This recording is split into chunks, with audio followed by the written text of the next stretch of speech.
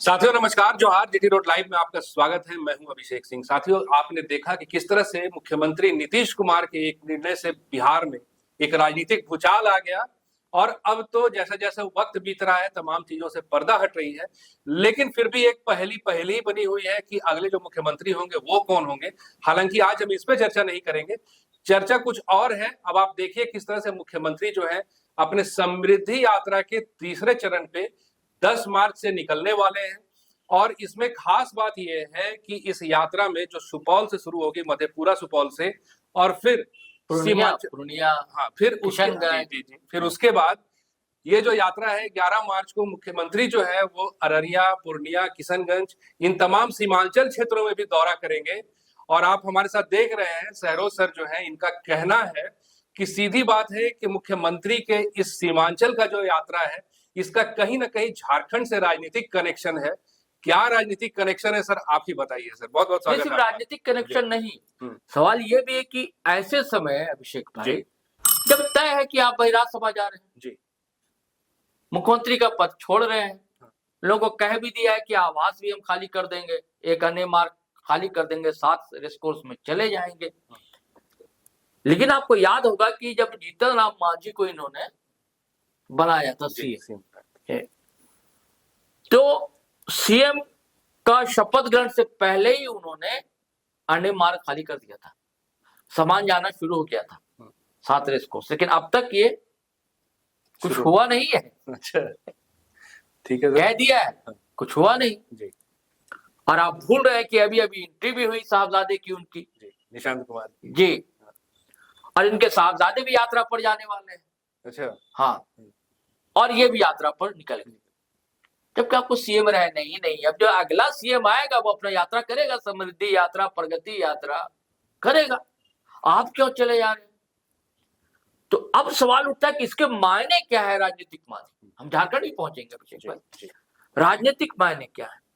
देखिए हुआ क्या कि ये जो सारी चीजें हुई, कवायद राजनीतिक, अचानक कई चीजें धड़ाधड़ हुई। एक कि भाई अमित शाह साहब आने वाले हैं, है ना, और राज्यसभा उनका ट्वीट आ गया सामने। हालांकि कोई विश्वास नहीं कर रहा है कि जो ट्वीट है या जो पोस्ट था ये नीतीश कुमार ने स्वयं लिखा है, ये कोई विश्वास ही नहीं कर रहा। जनता विश्वास नहीं कर रही, उनके विधायक विश्वास नहीं कर रहे हैं, जदयू के नेता मंत्री कोई विश्वास ही नहीं कर पा रहा है। और आपने उस दिन तमाशा देखा था कैसे कार्यकर्ता लोग जी जुटान लगा दिए थे, वहां कई कार्यालय में तोड़फोड़ भी हुआ। और उसका कल जदयू कार्यालय में लल्लन सिंह के खिलाफ नारेबाजी चली, कल झगड़ा भी हुआ जदयू कार्यालय में। तो नाराजगी है, पूरी तरीके से नाराजगी है। हाँ, जो मैं कह रहा था कि खबर यह है कि अमित शाह साहब पटना आने से पहले 3 दिन सीमांचल में थे। हाँ जी, 3 दिन सीमांचल में थे। और उसके बाद और अच्छा, ये जो कवायद हुई, इधर अचानक क्या हुआ, सिर्फ राज्यसभा जाने की घोषणा नहीं हुई, नामांकन भी आकर अमित शाह साहब ने करा दिया। कभी आपने देखा है भाई कि गृह मंत्री, दूसरे पार्टी का नेता, मुख्यमंत्री उसके लिए नामांकन में आए? हाँ, ठीक है कि आप नितिन नवीन के लिए आए थे, तो वो फोटो इतनी वायरल नहीं हुई जी। पार्टी के अध्यक्ष है, इसको वायरल कराएगा किस तरह से? देखो, अच्छा, जदयू के नेता है, तो जब नॉमिनेशन के लिए गए हैं तो जदयू के नेता वहां पर नहीं है। कौन दिख रहा है? एक तरफ नितिन नवीन दिख रहे हैं, सम्राट चौधरी दिख रहे हैं, अमित शाह साहब दिख रहे हैं जी, है ना, वो दिख नहीं रहे। और इधर और क्या अपडेट हुई अभिषेक भाई कि आर.एन. रवि, है ना, तमिलनाडु के राज्यपाल थे, संघ से जुड़े हुए माने जाते हैं, शायद एडमिनिस्ट्रेटिव अधिकारी भी रहे, तो उनको अचानक से बंगाल का राज्यपाल नियुक्त किया गया। हाँ, नियुक्त किया जाता।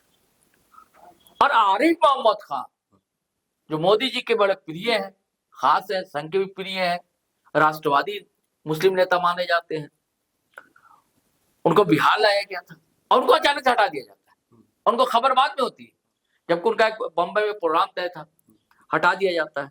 तो इसके दो माने क्या है कि राज्यपाल का बदला जाना बंगाल में भी और यहाँ भी, बिहार में भी, और बंगाल में चुनाव भी,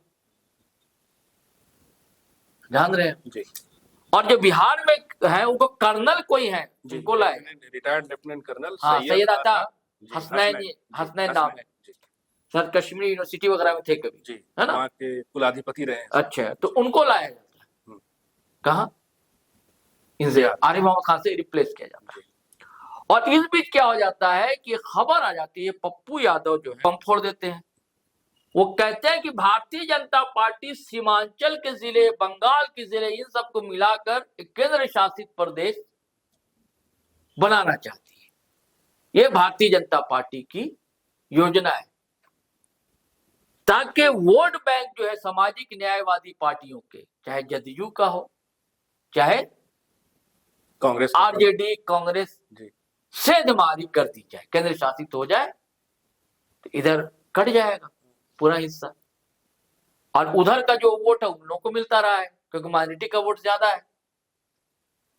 और एक और तर्क ये है कि भैया बांग्लादेशी घुसपैठिए का मुद्दा उधर ज्यादा है, जबकि एसआईआर हो गया बिहार में, तो एक भी बांग्लादेशी निकला नहीं, है ना, लेकिन मुद्दा को घर में रखना है, क्योंकि वोट की सियासत है, घर में रखना। ये बम फोड़ दिया इन्होंने, और इसका लोग फिर वो जो राज्यपाल बदले उसे देखा जाने लगा। और हालांकि नित्यानंद राय जो कि सीएम रेस में भी शामिल है, अमित शाह साहब के करीबी है, उनके मंत्रालय में राज्य हैं, गृह राज्य मंत्री हैं नित्यानंद राय ने कहा कि नहीं ऐसी कोई बात नहीं है। जब हड़बड़ाहट हो गई, खबर आने लगी मीडिया में, और उधर टीएमसी किस मूड में है रहती है ममता दीदी, उनको लगा कि इसका कहीं नुकसान ना हो जाए चुनाव में, इसको ममता बनर्जी भुना ना ले जी। तो नित्यानंद राय से बयान दिया गया कि नहीं ऐसी कोई बात नहीं। देखिए होता क्या है कि भारतीय जनता पार्टी का जो प्लान होता है ना, छेड़ती है और देखना चाहती है कि पब्लिक रिएक्शन, पॉलिटिकल रिएक्शन इसका क्या है। लेकिन ये तो तय है कि आज नहीं तो कल, यानी कि उनकी योजना में है। तो लाख लोग कहें कि भैया स्वस्थ नहीं है नीतीश कुमार, है ना, स्वस्थ है, रह रहे, अगर स्वस्थ रहते हैं ना तो अचानक उनको समझ में आता है, तो उनको लगा अच्छा अमित शाह साहब गेम कर दिए क्या मेरे साथ। अच्छा, यही कनेक्शन आप बिल्कुल है, क्योंकि हम लोगों ने पहले ही चर्चा की थी, आपको याद है कि नई सरकार जो भी बनेगी जी, पहले ही जो पोस्ट उनका था, किसकी बनेगी नहीं पता है, जो भी बनेगी। और इधर जनता की भी जो नाराजगी दिख रही है कि आप गौर कीजिए कि लालू प्रसाद यादव जो इतना करीबी, कहते हैं कि एक फोन कनेक्शन है ना, और बहुत पुराने दोस्त हैं, जेपी आंदोलन से निकले हुए हैं, उनका कोई बयान नहीं आ रहा। क्या इससे अनभिज्ञ होंगे क्या? पटना में रहकर लालू प्रसाद यादव अनजान तो नहीं होंगे, इन सब सारी चीजों के अनजान होगा, बताइए जी। नहीं बिल्कुल, ये तो मौका है सर, दोनों एक दूसरे से पक्ष विपक्ष में सामने रहे हैं, है ना, बयानबाजी एक दूसरे के खिलाफ जितना इन्होंने किया हो। समझ गए, ऐसे कहते हैं ना, वो गाना नहीं था, ऐसा दुश्मन जो दोस्तों से प्यारा है ना गाना, तो दोस्ती भी है दुश्मनी भी है, अजब संबंध है उन लोगों के दोनों के। तो लेकिन इनका बयान आता है राबड़ी देवी का कि नीतीश जी को पटना ही रहना चाहिए, इनको दिल्ली नहीं जाना चाहिए। और क्या ठिकाना कि लालू जी से बात हो गई हो, क्या ठिकाना, कोई बहुत सी चीजें नहीं आ पाती सामने। तो इनको ऐसा लगा कि भैया हमसे चूक हो रही है, नीतीश जी को लगा। और ये अगर गेम हो गया केंद्र शासित राज्य का, तो हम जो निशांत के लिए भी सोच रहे हैं, अपनी पार्टी के लिए सोच रहे हैं, कहीं कुछ गड़बड़ ना हो जाए, हमारा वोट ही आधार नहीं रहेगा हम लोग का, तो हम लोग क्या राजनीति करेंगे। हम लोग दोनों भाई, मतलब दोनों भाई ही समझते हैं, लालू और नीतीश। हाँ, जैसे कि यहाँ हेमंत सोरेन चाचा ही समझते हैं चंपईदा को झारखंड में, और चंपईदा बातें यही समझते हैं हेमंत सोरेन को, कुछ भी हो जाए रिश्ता तो है। तो इसको तोड़ने के लिए ये यात्रा कर रहे हैं, सीमांचल ही का चयन किया कि ये केंद्र शासित, और हो सकता है कि कोई बड़ा बयान देंगे, कुछ बड़ा बदलाव हो। हाँ जी, कोई बड़ा बदलाव, कुछ बयान दे सकते हैं जी, कि ऐसा नहीं होने देंगे, वैसा नहीं होने देंगे। जैसे कि पप्पू यादव ने फिर एक पोस्ट किया है, कि पप्पू यादव लिखते हैं कि सीमांचल कोसी को केंद्र शासित प्रदेश का हिस्सा नहीं बनने देंगे, इसके खिलाफ आर्थिक नाकेबंदी करेंगे, लेकिन ये मंजूर नहीं होगी मेरे जीते। कहते जुझारू पप्पू यादव, आपको पता है, और इतना कॉन्फिडेंट होकर लिख रहे हैं। हाँ, मतलब कुछ ना कुछ बात तो होगी। हाँ, कुछ ना कुछ बात तो होगी। और जो मैंने कहा ना कि भाजपा छेड़ कर देखना चाहती है, अब आपका सवाल आएगा कि इसका झारखंड कनेक्शन। हाँ जी, तब से इंतजार में सर, अब बता दीजिए। झारखंड कनेक्शन क्या है। तो 2 साल पीछे जाइए, इसकी कहानी 2 साल पहले शुरू होती है। अभिषेक भाई गोड्डा से सांसद है भाजपा के निशिकांत दुबे जी, और मोदी जी अमित शाह साहब की बड़ा करीबी माने जाते हैं। आप देखते हैं ना, राहुल के खिलाफ भी बोलना हो तो खड़े हो जाते हैं, और यहाँ हेमंत सोरेन को घेरना हो तो उन्हीं के ट्वीटबाजी चलती रहती है, एक्स पर पोस्ट ये सब तरह पे। और मैंने कहा कि देखिए भाजपा छेड़ती है और देखती, तो ये राग भाजपा ने मार्फत निशिकांत दुबे आज से 2 साल पहले छेड़ दिया था, और लोकसभा में मांग की थी। किसने? निशिकांत दुबे ने।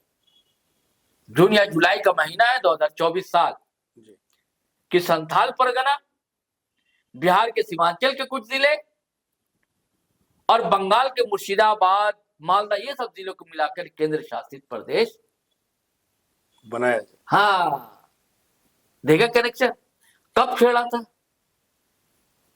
बना दिया। 24 मतलब 2 साल का ये जो अंतराल है, हाँ, वेट एंड वॉच हो रहा है। हाँ, अच्छा। और उसके बाद जो है बड़ा फिर हंगामा होने लगा।